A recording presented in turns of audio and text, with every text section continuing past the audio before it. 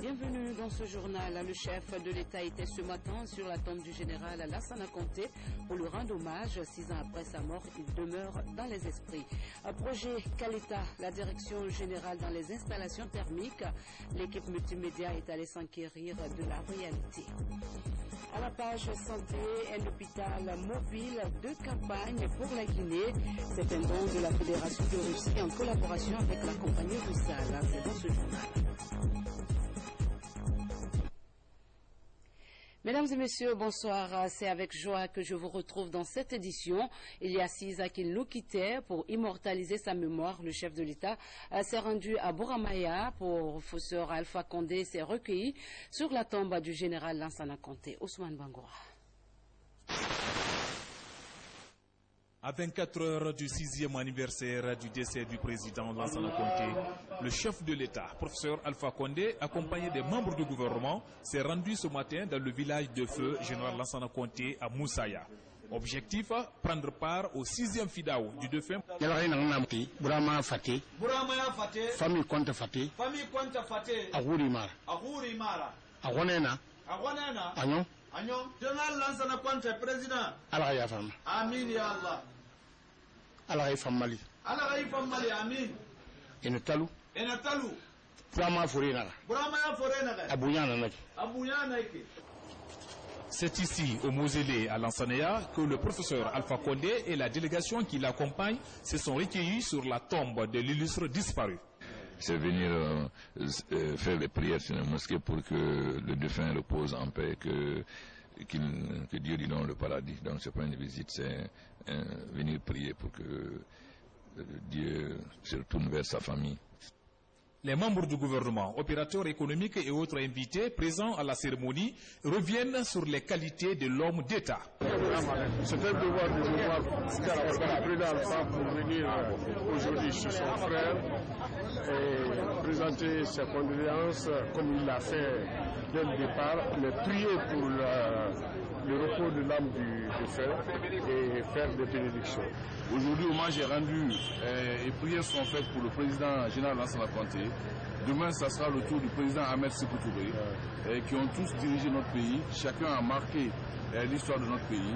Chacun a agi avec les Guinéens sur la Guinée. C'est cet héritage-là que le président de la République doit féconder avec notre avenir. C'est cet héritage-là qui doit annoncer une réconciliation et un développement au profit de tous les Guinéens. Nous avons profité de l'occasion pour faire passer le message d'unité entre les fils de tous les peuples de Guinée. Le chef de l'État, professeur Alpha Condé, a également saisi l'occasion pour inviter les populations de Moussaya au respect des règles d'hygiène afin d'éviter le virus d'Ebola.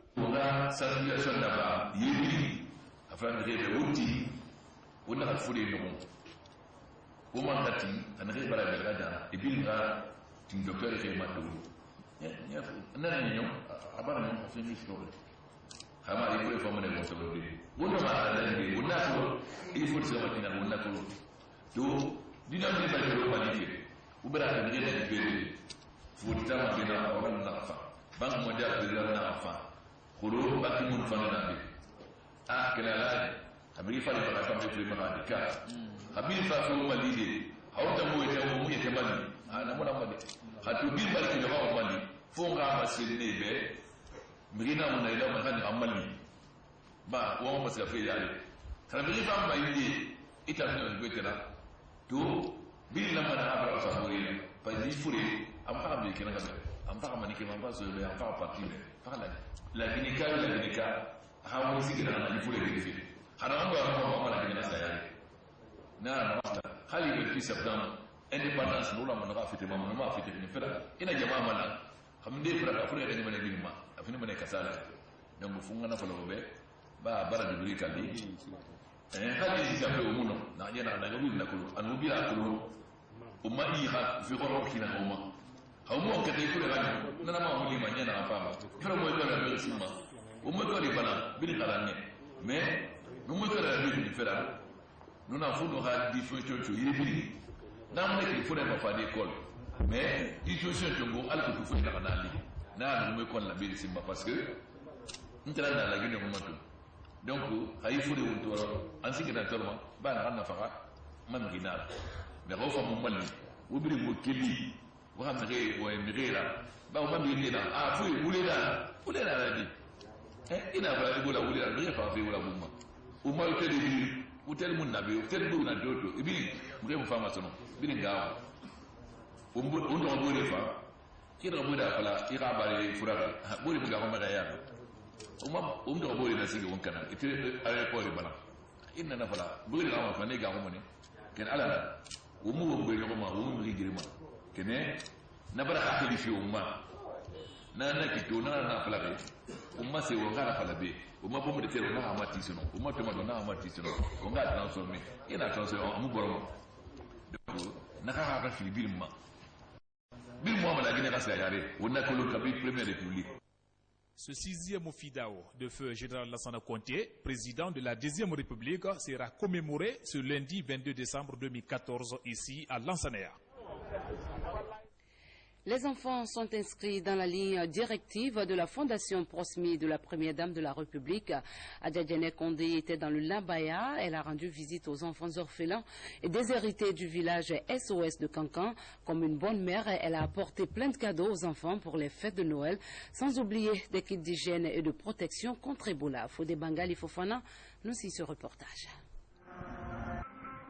En séjour dans son abaya natal, la visite de la première dame de la République dans ce village d'enfants SOS de Cancan était attendue.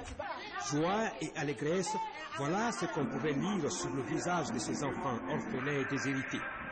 Habillés dans leur belle tenue de parade, ces enfants, encadrés par leur mère adoptive dans ce village, ont réservé un accueil le plus chaleureux à Mme Kondé Adjadjane Kaba. Sous la conduite du gouverneur de la région, la première dame de la République est reçue par la direction et tout l'encadrement du village au grand complet. Sa présence ici constitue pour la direction du village un symbole de soutien, mais aussi la preuve éloquente de son attachement à l'idéal de voir les enfants orphelins et déshérités connaître une vie décente et une éducation porteuse d'espoir. Pour atteindre cet objectif, nul n'ignore les inlassables contributions de la première dame en faveur des enfants de Guinée. Madame la première dame de la République, le village d'enfants de Cancan est un ensemble de projets dont la vision voudrait que chaque enfant ait sa place dans une famille et grandisse dans un climat d'affection, de respect et de sécurité. Aussi, la mission est que non seulement nous donnons une famille aux enfants en difficulté, nous les aidons à bâtir leur propre avenir, mais aussi nous participons au développement des communautés locales. Ma présence ici en tant que marraine des villages SOS de Guinée explique mon attachement à la promotion et à l'amélioration des conditions de vie des enfants et des femmes. C'est pour vous signifier que ce lien entre mère et enfant ne sera jamais brisé.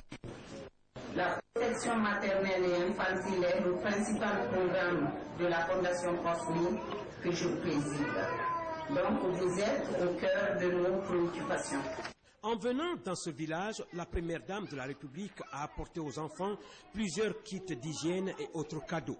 Ce village d'enfants SOS de Cancan, 3e du genre en Guinée, est fonctionnel depuis le 1er mai 2004. Il abrite un effectif actuel de 76 enfants orphelins et déshérités, tous encadrés par 12 mères et 7 tantes SOS qui, parallèlement à leur profession, exercent aussi des activités génératrices de revenus dans l'enceinte du village. Il est composé d'un jardin d'enfants, d'une école internationale SOS, d'un foyer de jeunes SOS et d'un programme de renforcement de la famille. A préciser que la prise en charge de ces enfants est l'œuvre des personnes de bonne volonté à travers le monde. Estimé à ce jour à 98%, la construction et la réhabilitation du réseau électrique de la ville de Conakry a été visitée ce week-end par une équipe multimédia et des techniciens. Peut-on dire que le délai de livraison de l'ouvrage sera-t-il respecté? Voyons cela dans ce reportage de Nabi Kamara. Le projet de rénovation, de construction et de modernisation du réseau électrique de la ville de Conakry est en marche. Cet avenant numéro 1 du contrat de base du projet d'aménagement hydroélectrique de Kaleta, une fois terminé, permettra de mettre à la disposition des usagers domestiques et industriels de l'énergie propre et suffisante pour sortir de l'ornière. Kaleta vient doubler la puissance installée en Guinée. C'est la première fois qu'on a une puissance installée de 240 MW, donc 3 groupes de 80 MW. Ça déjà, ça vient doubler la capacité de production. C'est pourquoi il fallait l'accompagner par la réhabilitation du réseau pour qu'on puisse atteindre les objectifs. Justement, pour apprécier le niveau de ce travail d'envergure, la Direction générale du projet d'aménagement hydroélectrique de Kaleta a invité les techniciens de l'ACGP et la presse nationale. De Mania à Tombo, en passant par Matoto et Amdalaï, les visiteurs ont été émerveillés par la rapidité et le sérieux de l'entreprise chinoise CWE dans la réalisation des différents postes de transformation et de distribution électrique. On a mis en place la nouvelle technologie la plus avancée du monde pour fabriquer tous les équipements qui sont utilisés dans tous les postes. Je peux vous le confirmer, vous le verrez, c'est du matériel de bonne qualité. Il a subi des tests à l'usine. Il subira des tests également sur place ici dès la mi-janvier. Nous entamerons ces tests-là. Et cela vaut pour tous les postes qui sont en cours de finition. Le projet d'aménagement hydroélectrique de Kaleta s'apprête ainsi à nous livrer l'énergie de qualité dès le 31 mai 2015. Le programme de construction de logements sociaux initié par le président de la République prend forme. Cette fois, l'expression concerne les cadres de la Banque centrale de Guinée. Ce projet moderne contribuera également à assainir le domaine de l'urbanisme. Le point avec Boubacar Ba. Un Guinéen, un toit. Telle est la volonté du président de la République. La Banque centrale, qui a fait sienne cette vision du chef de l'État, a lancé depuis septembre à Keitaya le chantier de la cité BCRG. Un ensemble comprenant 91 logements, une école maternelle, une école primaire, un centre de santé, un centre commercial, un espace sportif et culturel, des parkings, le tout sur un domaine de près de 3 hectares que lui a cédé la Société nationale d'aménagement et de promotion immobilière. Les autorités ont pensé qu'il était important pour la Banque centrale de réaliser des logements sociaux, des logements décents, pour que ça soit conforme au logement de demain que Monsieur le Président de la République est en train de rechercher pour les Guinéens. D'ailleurs, il a donné son accord pour que nous puissions être à Keitaya.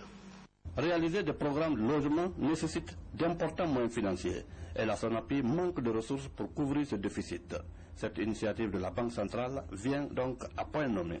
On a trouvé la SONAPI dans une situation assez délicate en matière de finances, raison pour laquelle nous, en notre qualité de nouveau directeur de la SONAPI, comme l'objectif était un objectif assez viable pour la société et pour le pays, nous avons accepté de prendre le train en marche pour conclure ce que nous avons conclu avec la Banque centrale. La Banque centrale fait œuvre d'utilité publique avec ce projet, surtout ces équipements collectifs ouverts à tous, l'école primaire, le centre de santé, qui est une structure de proximité pour des soins de premier recours, avec une pharmacie dont on espère qu'elle sera ouverte 24 heures sur 24. La Banque centrale va voir avec les autorités dans quelle mesure est-ce que ce centre de santé pourra être intégré à la carte sanitaire de la Guinée pour des actions de santé publique, comme par exemple des campagnes de vaccination. Bâtir dans l'habitat, c'est bien, mais construire des logements sociaux pour des cadres, c'est encore mieux dans un pays où tout est prioritaire. Comme annoncé au sommaire, la Russie ne cesse d'apporter son aide à la Guinée. Un hôpital mobile de campagne est installé au camp Kemeborima, dans la première région militaire de Kindia. Ce geste vise à appuyer la Guinée dans la prévention et la gestion des maladies infectieuses et autres épidémies comme le virus du siècle. Il a été inauguré par le gouvernement et ses partenaires russes. Reportage Ibrahima Sori de Kera. C'est ici dans l'enceinte du camp Kemeborima de Kindia où l'hôpital militaire mobile de campagne russe est implanté. Il accroît la liste des assistances de la Fédération de Russie à la Guinée depuis la déclaration de l'épidémie de la fièvre hémorragique à virus Ebola. En plus de la riposte à cette épidémie, toutes les pathologies d'origine infectieuse seront également prises en charge dans cet hôpital. Des médecins guinéens sont recrutés par la société Roussal pour prêter main forte à l'équipe médicale russe, essentiellement composée de militaires.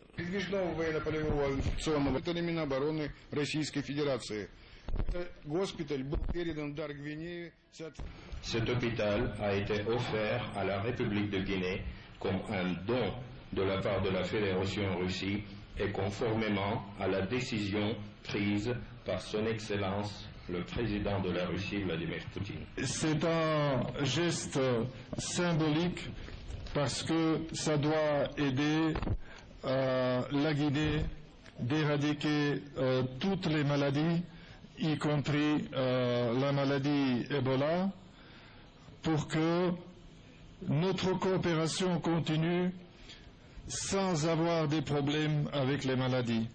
Cet hôpital mobile admet en son sein des services médicaux comme le contrôle sanitaire, l'hospitalisation, le laboratoire, la réanimation ou encore les soins intensifs. Il existe également des services paramédicaux comme la buanderie, des vestiaires pour parents de malades, le repos pour le personnel, mais aussi la restauration. Par cet appui sanitaire, la Russie permet à la Guinée de renforcer son système de prévention des maladies infectieuses et autres épidémies.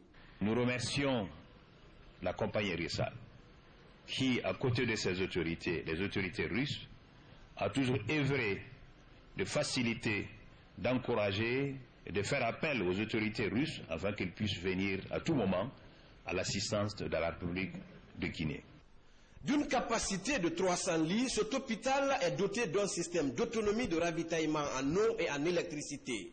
L'hôpital pourrait être délocalisé dans une autre région en fonction de l'urgence sur le terrain. Selon les responsables russes, il va durer en Guinée aussi longtemps qu'il sera utile. La Manoriva boucle ses journées de consultation nationale sur la riposte à la maladie à virus Ebola. Au terme de 3 jours de travaux, les communicateurs traditionnels, hommes de médias et les groupements de femmes ont fait des recommandations. Adiatoubari, Tcherno Younoussaba, reportage. Ces acteurs non étatiques constituent un maillon important dans le combat contre Ebola. Ces journées de consultation nationale sur la riposte à la maladie Ebola de la Manoriva Union visent à obtenir leur engagement afin de stopper la propagation du virus. Ils se sont entendus qu'ils vont rester dans un réseau, ils vont rester dans un groupe, ils vont rester dans une plateforme qui va leur permettre de communiquer régulièrement et pour échanger les expériences, pour assurer le suivi des malades et pour sensibiliser pour la prise de conscience de tout le monde parce qu'ils veulent que la maladie soit vaincue rapidement. Au nombre de 340 participantes, ces personnes ressources se sont constituées en 4 groupes de travail. Durant 3 jours, d'intenses travaux, des recommandations sont élaborées par chaque groupe. La mise en place des centres de santé dans les coins les plus reculés du pays, la transformation des rumeurs en mensonges, l'organisation des séances de projection de films sur Ebola. La lutte ne doit pas s'arrêter à la fin de Ebola, elle doit continuer tant que des menaces peuvent directement ou indirectement peser sur les populations de la zone concernée. Au bout de 10 mois de l'épidémie, la Guinée a enregistré 2199 cas, dont 1337 décès survenus. La mise en œuvre de toutes ces recommandations issues de ces journées de consultation nationale de la Manoriva Union va permettre de contenir Ebola dans le pays. Déjà, l'Union du fleuve Mano a mené plusieurs séries de sensibilisation sur les mesures préventives au niveau des postes transfrontaliers des 3 pays touchés par le virus. Poursuivant sa tournée à l'intérieur du pays, le ministre de la Jeunesse a échangé avec les jeunes des différentes sous-préfectures de Zérékoré. Le point culminant était de recenser les associations de jeunesse, constater de visu leurs problèmes et aussi les impliquer dans la lutte contre Ebola. Compte rendu, Alia Kamara.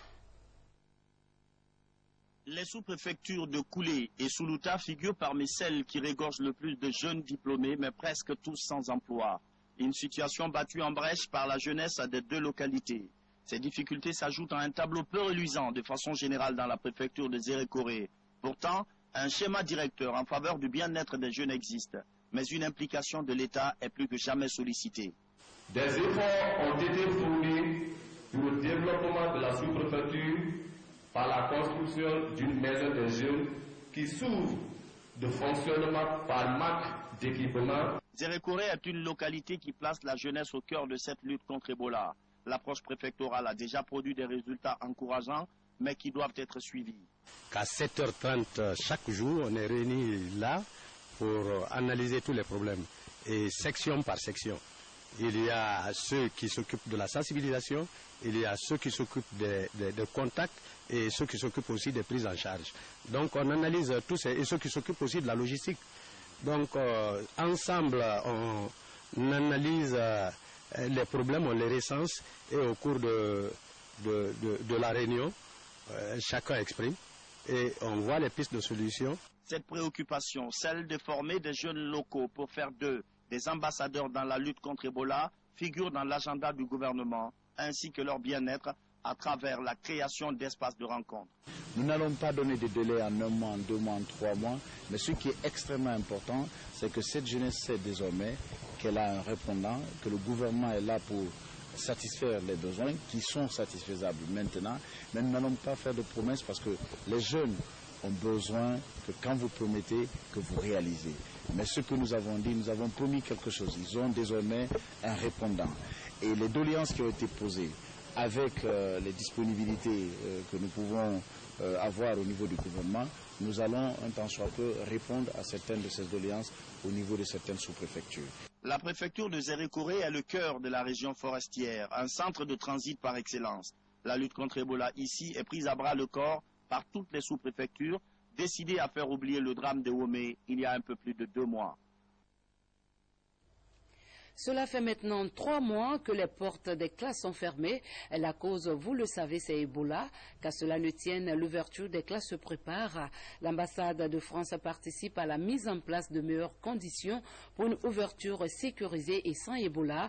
Pour son application, 500 kits de lavage de mains sont offerts au système éducatif guinéen. Amadou Touré. 500 kits de lavage de mains sont offerts par l'ambassade de France aux écoles de la capitale. C'est un soutien de la France à l'école guinéenne. Nous pensions dans un premier temps, tous les uns les autres, que la rentrée scolaire pourrait avoir lieu au cours de ce trimestre. Et force a été de constater que l'on ne pouvait pas faire une rentrée sans avoir de bonnes conditions de sécurité pour les enfants.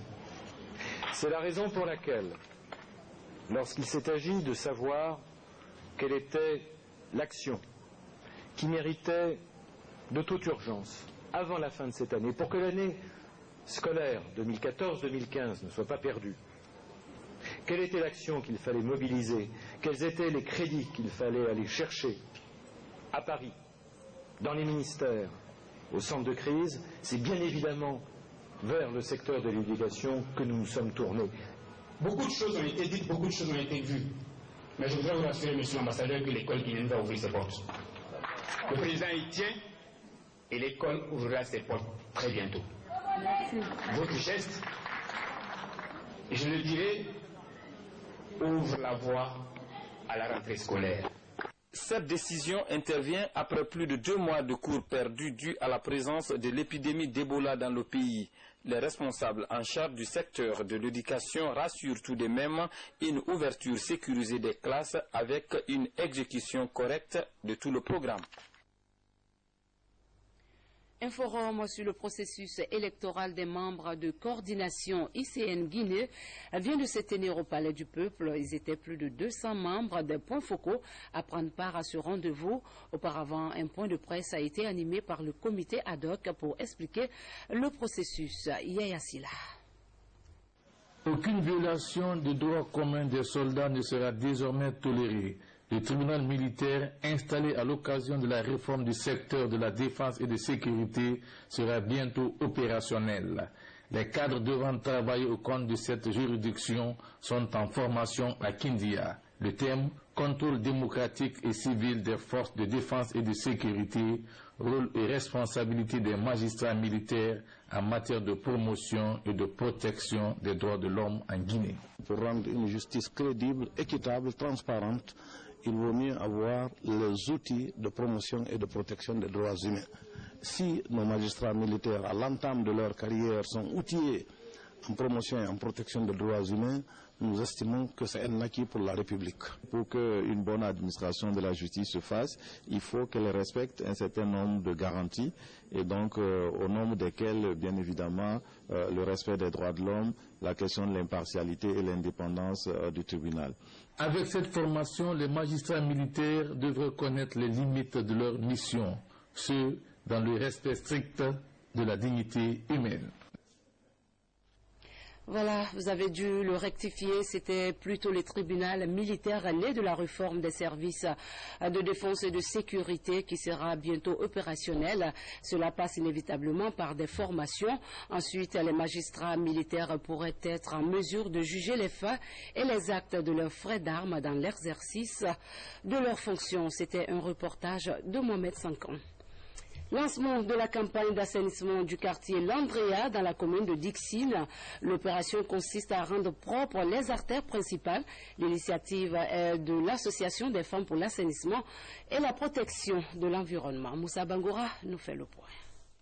L'opération consiste à rendre propres les artères principales et le curage des caniveaux pour une période de 6 semaines. Ce projet-là doit être beaucoup plus encouragé. Non seulement d'abord c'est bénéfique pour la population parce que ça fait l'assainissement du quartier, ça a un impact direct sur la santé publique, mais aussi alors ça occupe les jeunes gens, ça les fait travailler, alors et ça nous met à l'abri de beaucoup de choses. 150 jeunes du quartier Landrea, dont 40% de femmes, sont concernés par cette activité.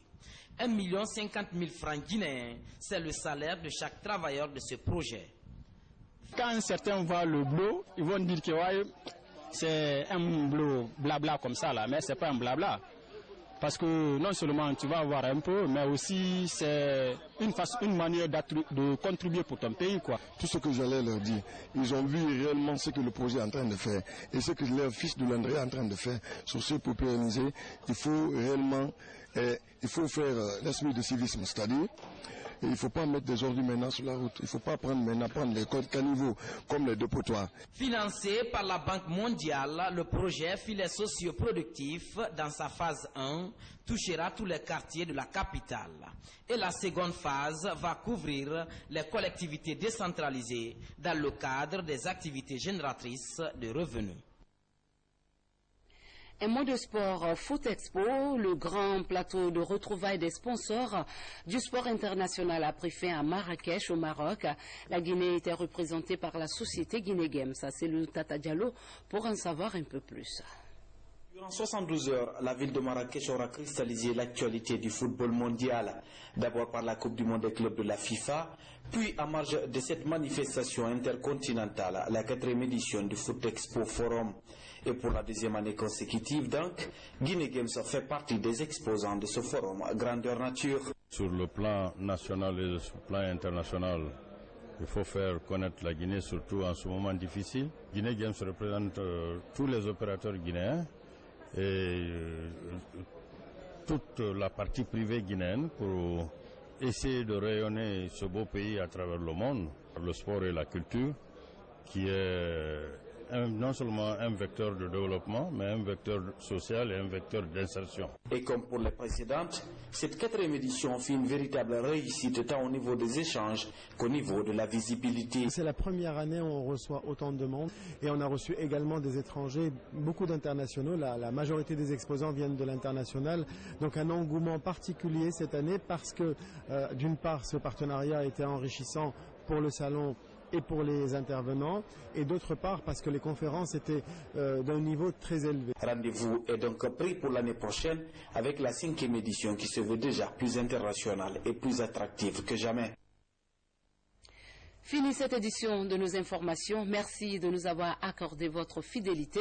Demain, vous serez avec une nouvelle équipe. Très bon début de semaine à tous. Bonsoir.